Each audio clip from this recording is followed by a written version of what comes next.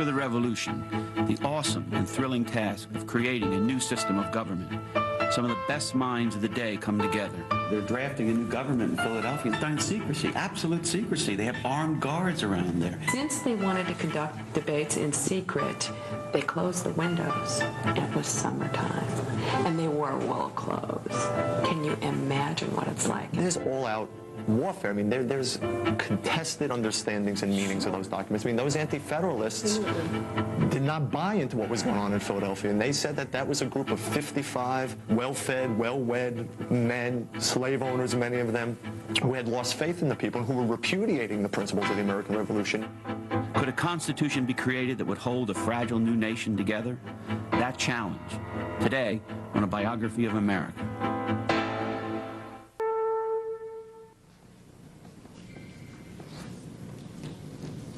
You and I, dear friend, have been sent into life at a time when the greatest lawgivers of antiquity would have wished to live. So John Adams wrote in 1776, when before, he asked, had 3 million people full power and a fair opportunity to form and establish the wisest and happiest government that human wisdom can contrive. The excitement of designing new governments for the American people attracted the best minds of the day, and what they did transformed a colonial rebellion into a world revolution. If the colonists had only secured their independence from Britain, Thomas Paine wrote in 1792, the revolution would have been a matter of little importance. But because independence brought, as Paine put it, a revolution in the principles and practice of governments, the American Revolution became a landmark event for all.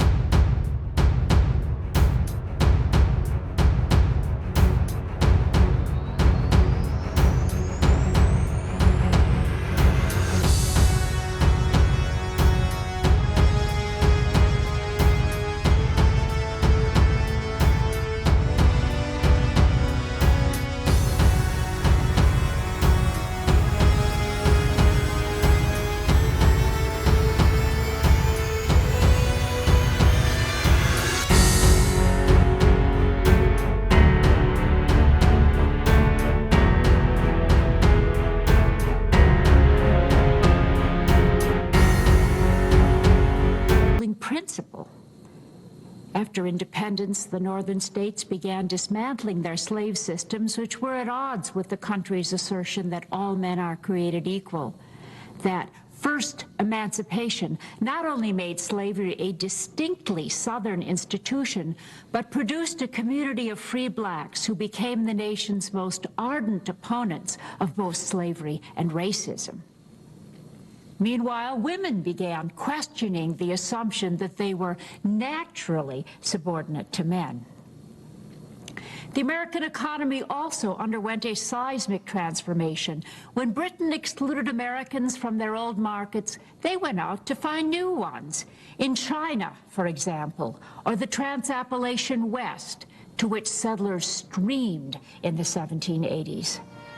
State legislatures started granting patents and copyrights as they had never done before, and they also gave out charters of incorporation to encourage groups to build bridges and roads, or to found schools, banks, and manufactories.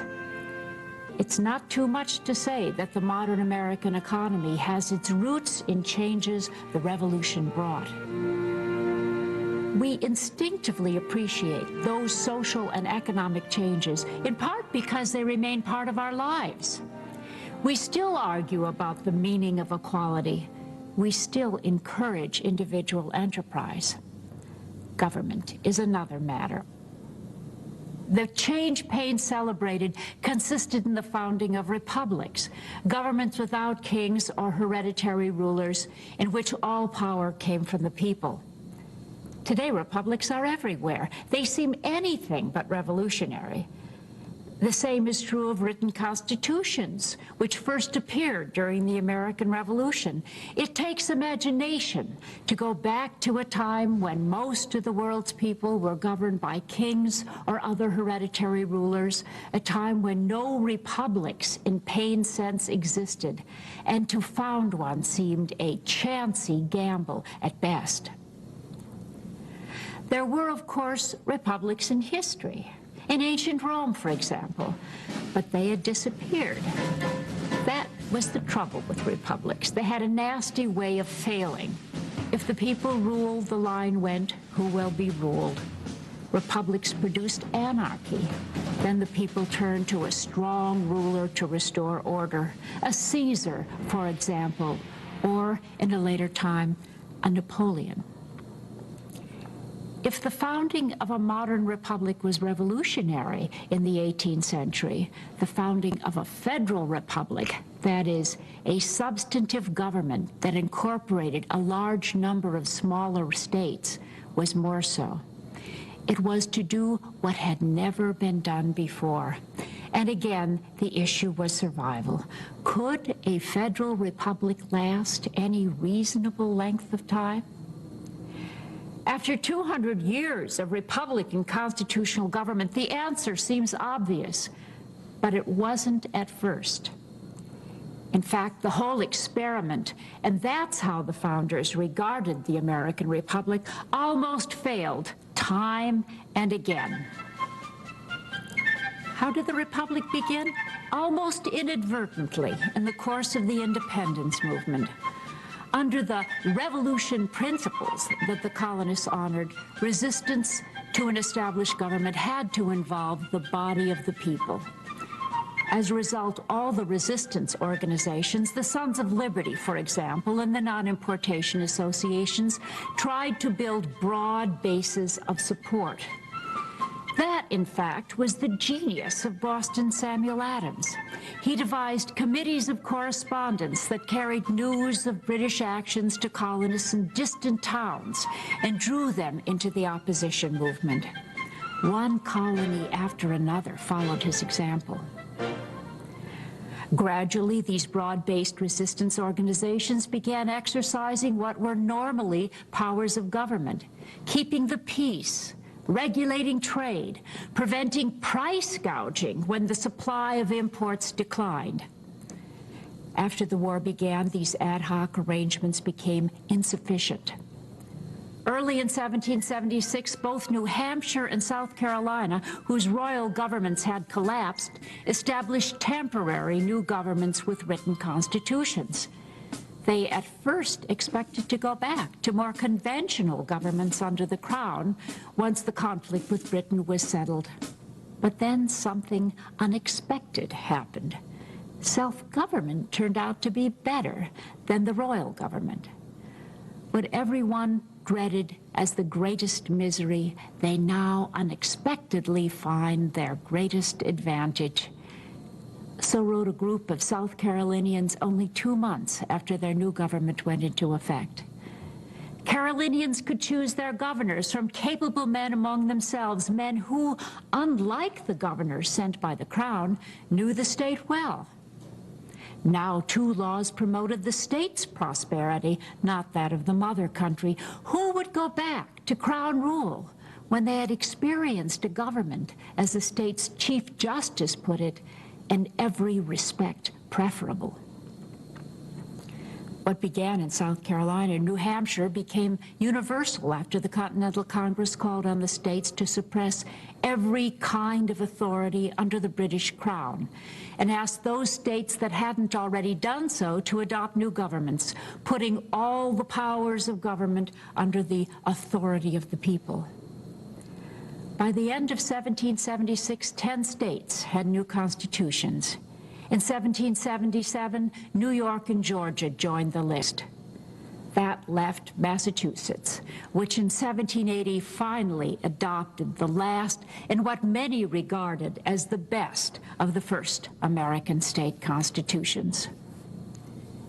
Before long, some states began replacing their first constitutions, taking into consideration their experience and that of the other states. What were the most important developments worked out in those early state constitutions? First of all, balanced government. In the beginning, the states tended to center power in their elected legislatures. That made some sense.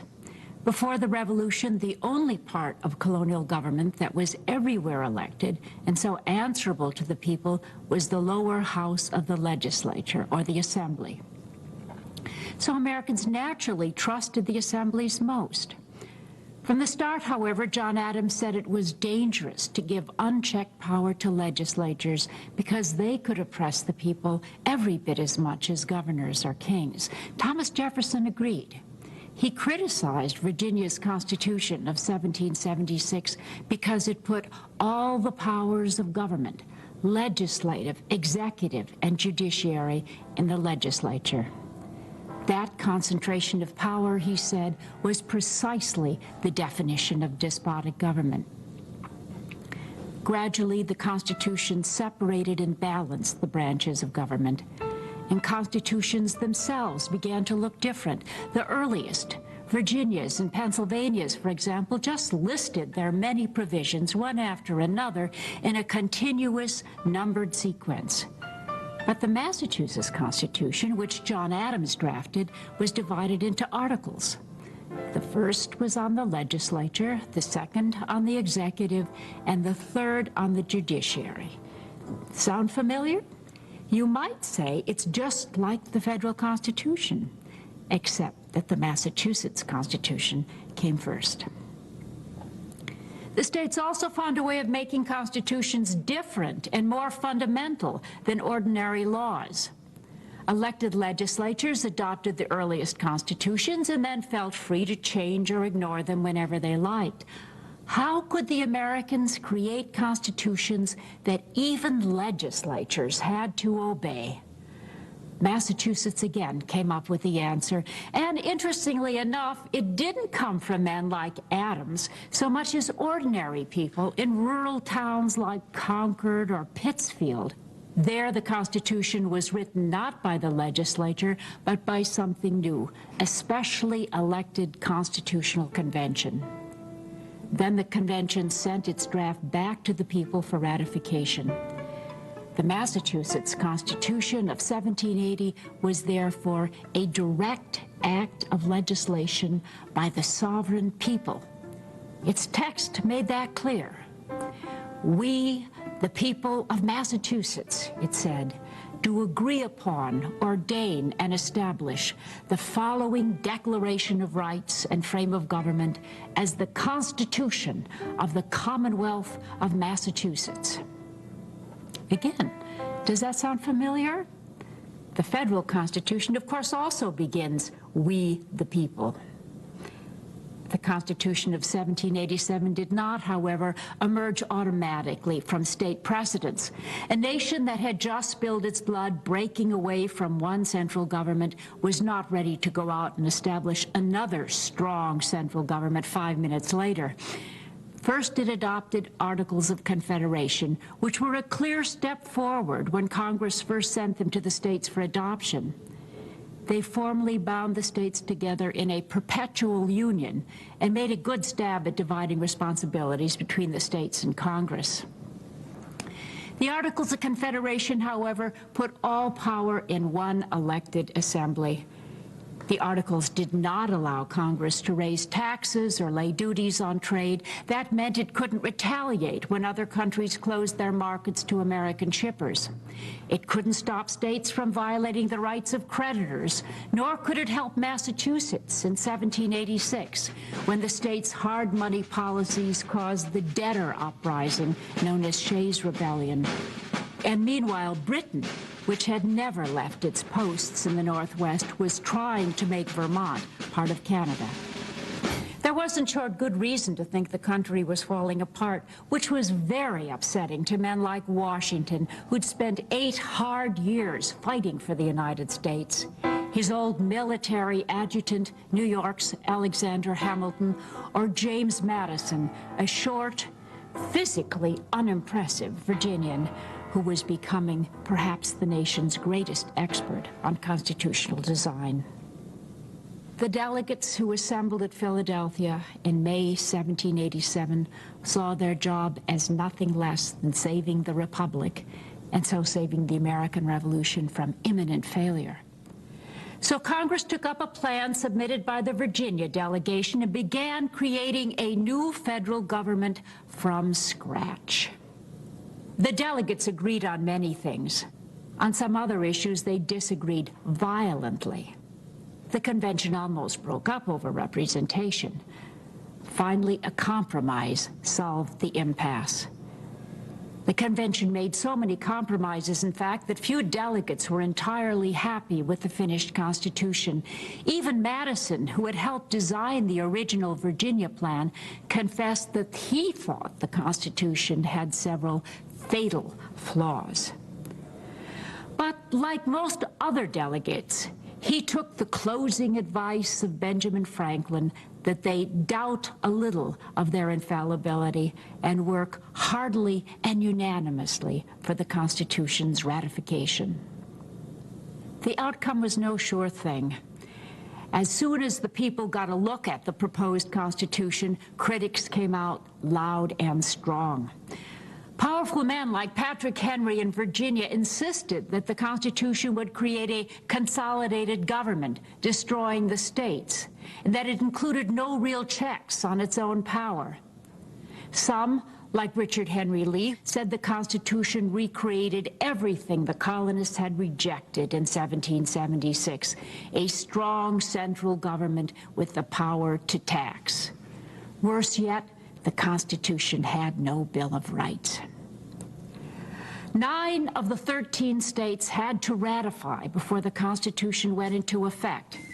But when the 9th state, New Hampshire, ratified on June 21st, 1788, Virginia and New York were still undecided. The debates in Virginia were long and passionate, with Patrick Henry taking the floor time and again, driving some of the younger delegates like Madison to distraction with his long, rambling, emotional speeches. In late June, Virginia ratified the Constitution by a close vote, as did New York a month later. Both states and some others proposed lists of amendments that should be adopted to fix the flawed new Constitution. How long could a Constitution that provoked such strong opposition hope to last? Virginia's example wasn't encouraging. It declared that the powers granted to the new government by the people of Virginia may be resumed by them whenever the same shall be perverted to their injury or oppression. That amounted to a threat of disunion.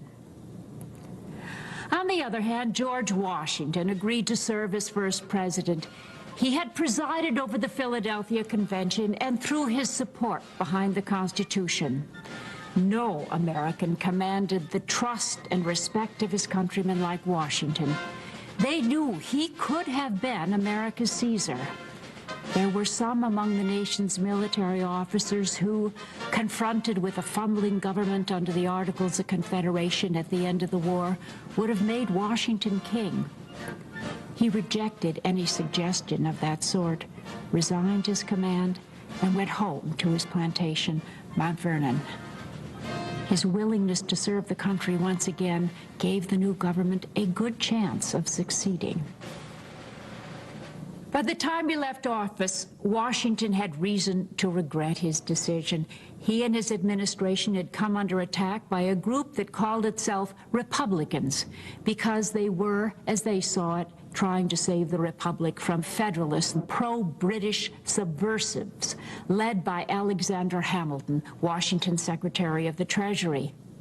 Hamilton had fought for American independence, but he did admire some aspects of British government.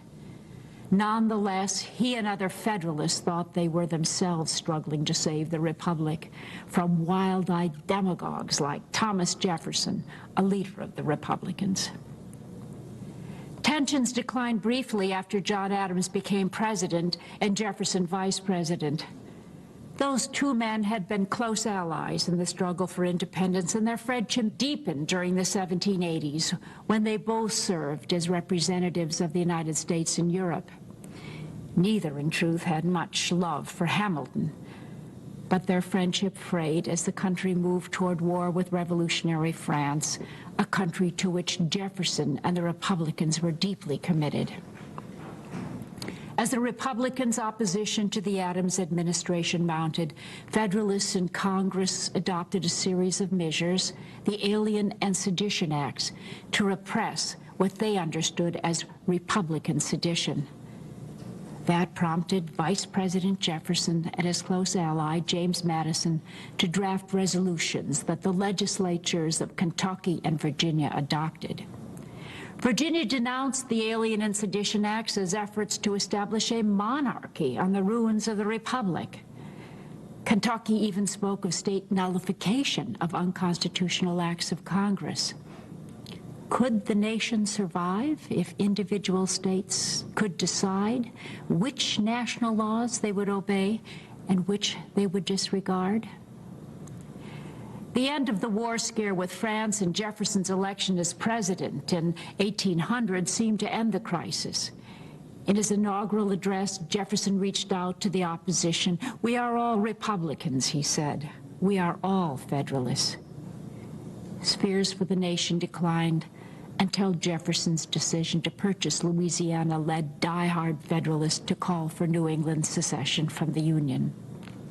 Threats of secession surfaced again after 1819, when Missouri requested admission to the Union as a slave state, and a New York representative, James Talmadge, proposed that first the state must begin a program of emancipation. A compromise resolved the crisis, but not before Southerners threatened disunion and predicted seas of blood.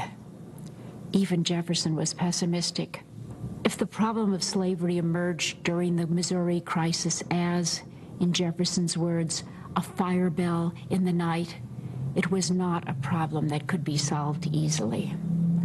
On that, Jefferson and John Adams agreed. Those veterans of 1776 had renewed their friendship in 1812 and exchanged letters with each other through the rest of their lives.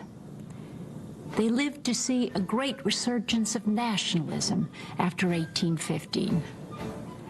By then, the Declaration of Independence had become for many a revered and even sacred document. Its importance, however, lay increasingly in its second paragraph, not the last one, with its announcement that the colonies had become free and independent states. Independence, after all, was by then almost a half-century old. Neither the federal Constitution nor the Bill of Rights said anything about equality or men's unalienable rights to life, liberty, and the pursuit of happiness. As a result, those who wanted to assert those principles in national politics had to cite the Declaration of Independence. And so what was once a revolutionary manifesto took on new life as a statement of rights that the established government had to honor and protect, much like a Bill of Rights. For Jefferson, the Declaration of Independence became the crowning achievement of his life. Discouraged by the Missouri crisis and conscious that his administrative career was less than glorious, worried about the University of Virginia, the pet project of his old age, as well as his own health and his debts, he asked what he had accomplished in his long life. He had no idea that he would become Thomas Jefferson, the most idealized member of the founding generation.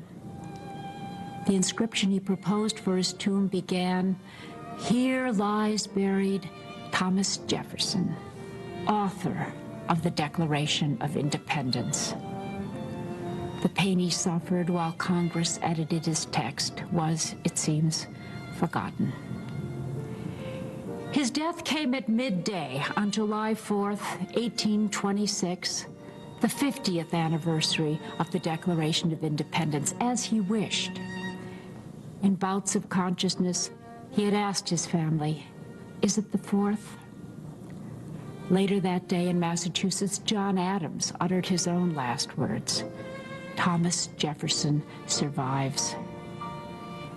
The deaths of those two patriarchs and on so remarkable a day filled the nation with awe. Another generation had inherited responsibility for carrying on the achievements of the revolution. Just keeping the nation together would be a challenge to its skills, and that challenge would become more trying before it went away.